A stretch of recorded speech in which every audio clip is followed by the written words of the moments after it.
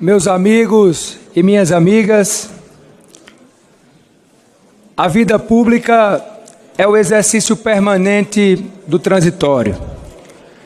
É a compreensão de que todos passamos, mas as instituições ficam e, para além delas, mais importante, ficam as transformações históricas e sociais de cada era. Ficam a coragem e as posições. Ficam os princípios e não as conveniências. Ficam as convergências que constroem e não as divergências que paralisam e destroem a compreensão de que podemos pensar diferente, mas somos todos iguais no que é indiscutível. Somos todos brasileiros e brasileiras, e seja qual for a visão de mundo, o Brasil nos une e nunca pode nos separar, pois somos o povo brasileiro e o Brasil é o nosso único país.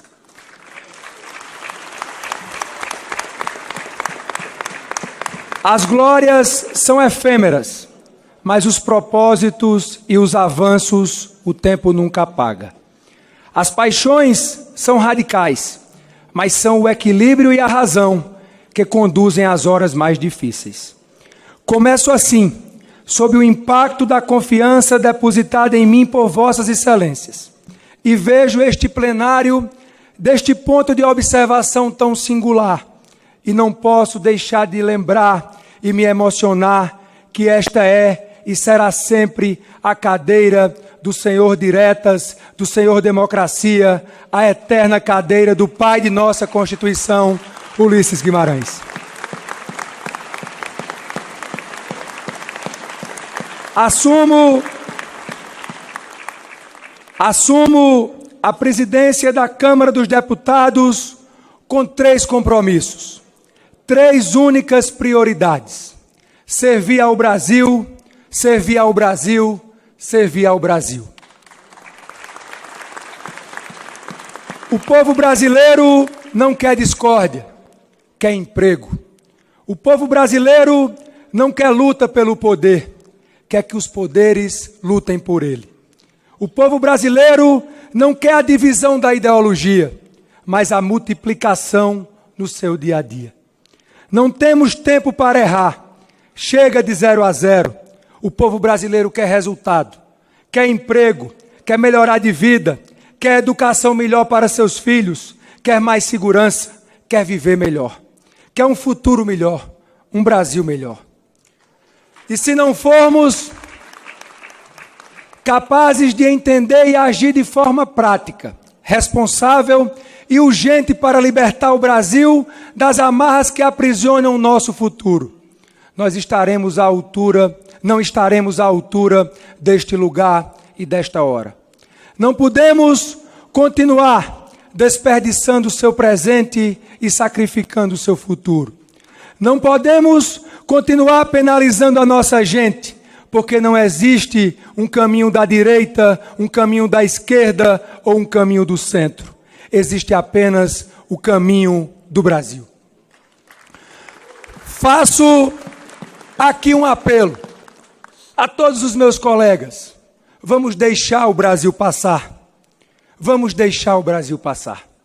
Minhas amigas e meus amigos, não se pode mais discutir o óbvio. Nada pior para os mais pobres do que a inflação, a falta de estabilidade na economia. E a estabilidade é a resultante de um conjunto conhecido e consensual de medidas de responsabilidade fiscal. Não se apaga fogo com gasolina. Não existe uma nova matriz de combate ao incêndio. Isso é apenas atear fogo com outro nome. É nosso dever e o nosso dever é apagá-lo pelo bem do povo brasileiro. Não há democracia com caos social. Não há estabilidade social com caos econômico. Defenderemos a democracia porque defenderemos também as melhores práticas e as melhores políticas econômicas para defender a paz nos lares dos brasileiros, sobretudo os que mais precisam. Defender a estabilidade econômica é defender a estabilidade social. Chego à presidência da Câmara dos Deputados pelas nuvens e tempestades do destino, como definiu aquele que dá nome a este plenário. Não chegaria até aqui sem o apoio de amigos e motivadores da política. Minha eterna gratidão ao presidente do meu partido, deputado Marcos Pereira, pelo gesto fundamental, presidente, para que eu sentasse hoje nessa cadeira. E meu muito obrigado ao meu amigo presidente Arthur Lira, pelo respaldo ao meu nome. E trabalho incansável para que a Câmara encontrasse esse consenso histórico que estamos vendo no plenário.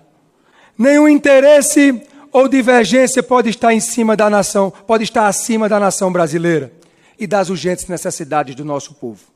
Minhas amigas e meus amigos, nesta cadeira de Ulisses, às vésperas de completarmos 4 décadas, em homenagem a todos os presentes, aos brasileiros, à democracia, ao respeito às instituições e entre as instituições, faço questão de relembrar o gesto histórico de Ulisses ao promulgar a Constituição que juramos respeitar. Viva a democracia! Viva a democracia! Viva a democracia!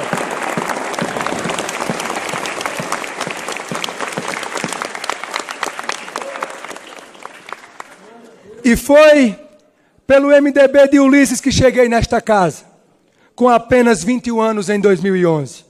Com muito orgulho posso dizer que o PMDB foi minha escola e minha faculdade de política brasileira.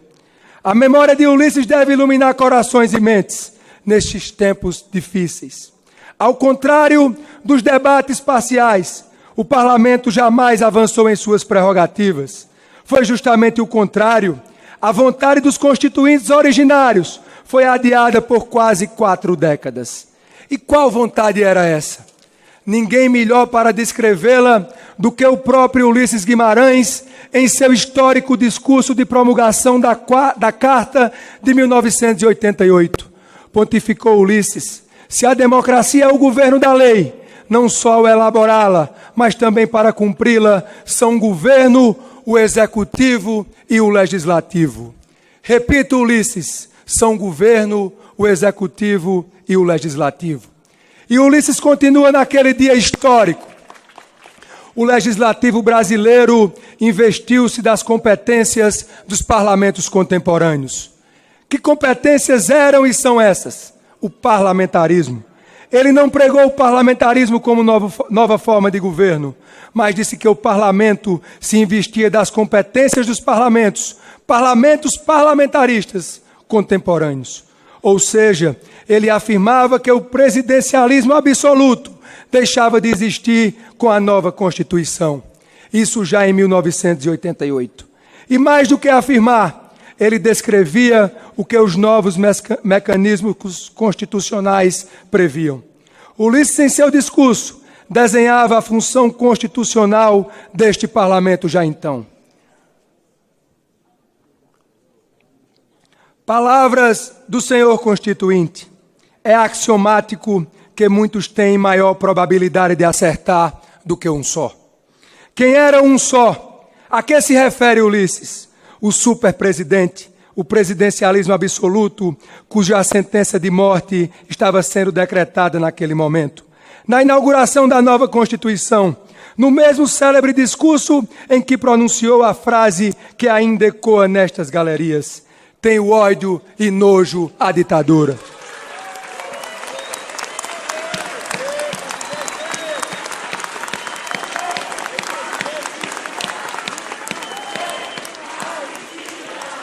Não existe ditadura com parlamento forte. O primeiro sinal de todas as ditaduras é minar e solapar todos os parlamentos. Por isso, temos de lutar pela democracia. E não há democracia sem imprensa livre e independente. Quero aqui agradecer e parabenizar a todos os jornalistas presentes neste sábado pelo trabalho tão fundamental de noticiar diariamente aos milhões de brasileiros os acontecimentos desta casa. Lutamos pela harmonia e independência entre os poderes, porque defendemos a democracia. Lutamos pela democracia, somos frutos da democracia. Não somos 513 deputadas e deputados. Somos os representantes de 212 milhões de brasileiros que só estamos aqui pela vontade popular. Somos escolhidos para representar o povo. E, falando em Constituição, somos o símbolo daquele princípio que não por acaso foi inscrito no primeiro artigo, o primeiro texto constitucional. Todo poder emana do povo e em seu nome é exercido. Não se disse quase todo o poder, algum poder, uma parte. O primeiro artigo deixou claro que o antídoto ao arbítrio é o respeito à soberania popular. Toda ela, e desrespeitá-la, seja o mínimo que for, é desrespeitar a Constituição, é violar a democracia. Minhas amigas e meus amigos, os constituintes estabeleceram a corresponsabilidade e a coparticipação do governo. Portanto, e aqui cabe fazer uma importante observação do ponto de vista histórico. Não dialogo neste momento com as circunstâncias. O Legislativo jamais avançou em nenhuma prerrogativa. No presente ou no passado presente. A rigor, nunca. Na verdade, o Poder Legislativo recuperou suas prerrogativas, definidas pelos constituintes originários, proclamadas aqui, nesta mesma cadeira, e o fez após os tormentosos abalos desde a redemocratização. Esse atraso se deu por um mecanismo político, na verdade um eufemismo de nome pomposo, mas de funcionamento que se provaria perverso, o chamado presidencialismo de coalizão. Nada mais, nada menos do que a alocação, o aluguel, o empréstimo do poder semipresidencial do Legislativo ao Executivo através de uma coparticipação não autônoma e independente, como inscrita na Constituição e descrita por Ulisses, mas submissa, subordinada sob o cabresto do poder do presidencialismo. Ou seja, saímos do presidencialismo absolutista por obra e graça de uma Constituição legítima e promulgada pelas circunstâncias, resvalamos por outros meios para um absolutismo presidencial que a Constituição não previa, do arranjo, da cooptação do parlamento, do toma lá da cá, de uma espécie de arrendamento do poder legislativo pelo executivo. Faço uma rápida digressão histórica, até para registro, antes de chegar ao ponto que interessa, sem emitir juízos de valor. O resultado dessa acomodação e seu distanciamento dos princípios dos constituintes levou ao primeiro impeachment. Sintoma claro do poder constitucional novo do parlamento, ainda não compreendido pelo sistema político. Há inúmeros abalos e escândalos, as crises que só ganharam proporção ao segundo impeachment, até a erosão completa do sistema político como um todo e a onda antipolítica.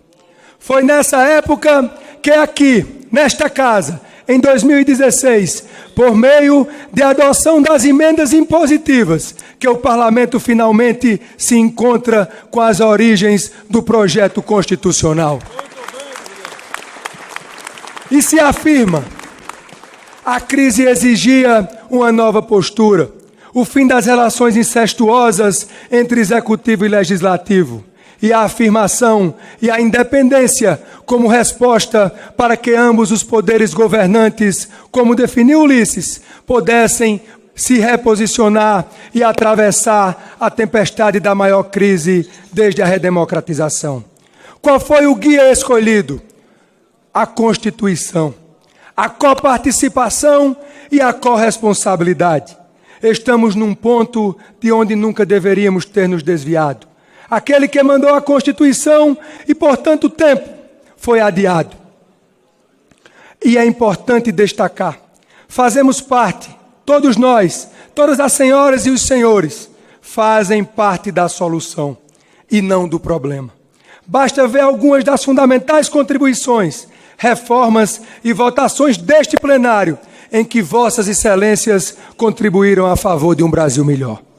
Minhas amigas e meus amigos, tenho a humildade de reconhecer que podemos e temos de nos aperfeiçoar sempre, mas tenho absoluta certeza também que o passado é um caminho sem volta, pois sabemos todos muito bem aonde termina. Termina na destruição da política, no colapso da democracia. E isso não podemos mais correr o risco de experimentar. Tem razão os que pregam por mais transparência. Sou o primeiro dessa fila. Sou a favor de uma radicalização quando falamos da transparência nas contas que são, por definição, públicas. Temos hoje tecnologias nas plataformas digitais capazes de acompanhar em tempo real cada centavo despendido por todos os poderes. Porque este parlamento, responsável que é pelo orçamento, como determina a Constituição, não oferecer à sociedade uma plataforma integrada de todos os poderes, todos, para que os brasileiros e as brasileiras possam acompanhar todas as despesas em tempo real de todos os poderes. Transparência total a todos. A sociedade brasileira agradece.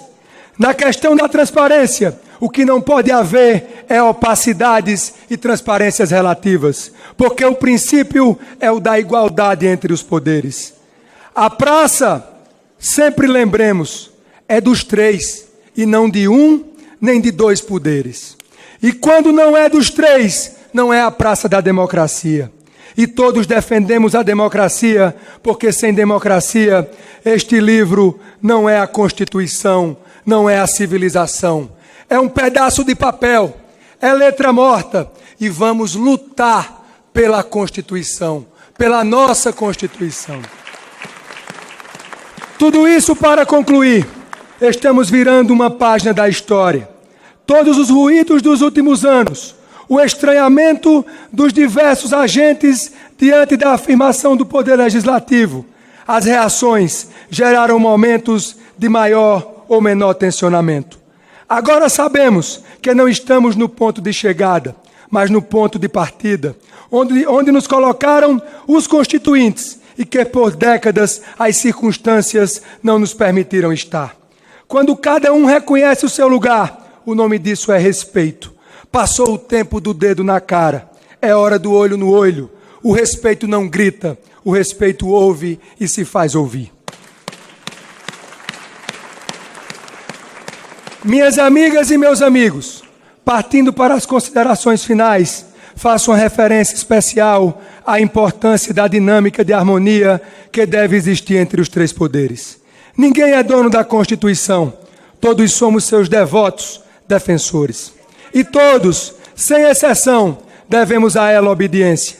A Constituição está acima de todos e nada ou ninguém acima dela, porque fora disso, a democracia que a concebeu estará ferida de morte.